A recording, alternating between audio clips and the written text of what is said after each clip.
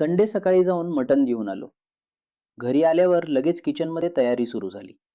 सगळ्यात आधी मसाल्याची तयारी झाली. मिक्सरमध्ये कांदा आणि मसाले टाकून मस्त पेस्ट बनवली. तेव्हाच समजलं आज संडे भारी जाणार. नंतर कुकरमध्ये मटण शिजायला ठेवलं. कुकरची शिट्टी झाली की माझं लक्ष फक्त किचनकडेच होतं. थोड्या वेळानं वाईफनं कुकर उघडून मटण चेक केलं. शिजलं की नाही ते बघतानाच भूक वाढली. मग सुरू झाली खरी मजा. पहिल्यांदा सुका मटण बनायला सुरू झालं.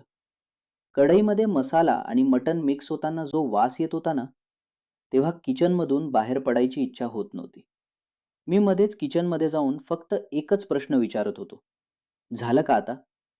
सुका मटण तयार झालं आणि वाटलं आता जेवण सुरू होईल. पण नाही. नंतर सुरू झाला रस्सेवाला मटण रस्सा तयार होताना. तर घरभर मस्त वास पसरला होता. ती फुल मेहनत करत होती आणि मी फक्त व्हिडिओ काढत फिरत होतो. शेवटी प्लेट समोर आली. इतकी मेहनत करून बनवलेलं मटण आणि आम्ही खायला बसल्यावर 10 मिनिटात सगळं फिनिश. बाकी काही असो, संडेला घरचं मटण मिळालं की मूड वेगळाच होतो.